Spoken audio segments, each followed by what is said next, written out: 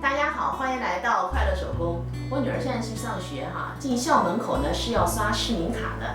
她现在那卡套不太实用，只能放一张卡，所以我想给她做一个新的卡套。在网上看了半天呢，有一款挺好的，它那口子上面有一个拉链，前边呢可以放市民卡，后边呢还能有一个夹层放个零钱哈。这款呢挺适合她的，因为她呢放学以后那一路上回来那一路啊全是小店，她呢总是要消费一下的。因为学校里边现在是不给带手机嘛，所以呢她会带着零钱。接下来就和我一起来看看今天我做的卡套是什么样子的吧。先来看证件包用的材料和具体的尺寸。这两块面料呢都是全棉面料，纯色这块面料长度32厘米，宽度12厘米；这块格子的面料长度17厘米，宽度12厘米。咱们呢还需要一个透明的材料，这款材料是女儿一个旧的文件袋上剪下来的。像这样的材料其实挺有用的，我做手机套啊和包括今天的证件袋都会需要它。这块材料的长度呢10厘米，宽度7厘米。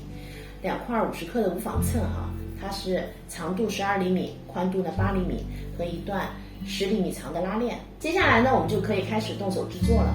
首先呢，我们把两块材料叠齐，然后离这条边2厘米中间的位置呢画两个长方形，里边的长方形的长度6厘米，高度3厘米，然后外扩1厘米，再画一个长方形。我们把中间的小长方形呢剪掉，然后在4个角上呢各剪一个斜刀。我们剪好以后呢，把这个4条边向外折，然后用熨斗熨烫一下。接下来呢，我们把这个无纺衬哈也剪成一个框，这个框的4条边都是2厘米。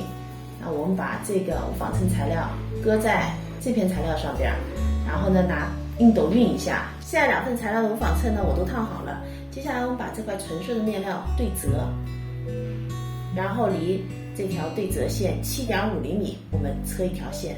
这条线呢车好了，接下来我们把材料这样子翻一下。那这条边离这个毛边呢，它们差1厘米。接下来呢，我们把拉链给分开哈，然后这儿割半条，这儿呢也割半条，那尺呢都是冲里的。然后我们盖上面子材料，那它们正面和正面相对。那我们这儿车一条线，这儿呢也车一条线。两侧的拉链呢车好了。刚才忘记跟大家说了哈，在车这边拉链的时候，我们在面子的这边呢固定上一个地质扣。这2天录视频经常不在状态，好像老是漏东西哈。接下来呢，我们把材料翻到正面，然后我们拿出这块透明材料，我们把它夹在这个2片材料的中间。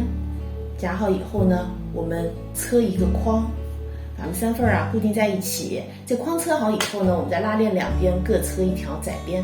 透明材料车好以后呢，我把拉链头也装上了。那我们里边还有一个夹层的啊。接下来呢，我们用包边带把它这2个毛边呢给包上。包边包好以后呢，咱们这卡套啊就制作完成了。我已经把市民卡搁里边了哈，还是非常富裕的。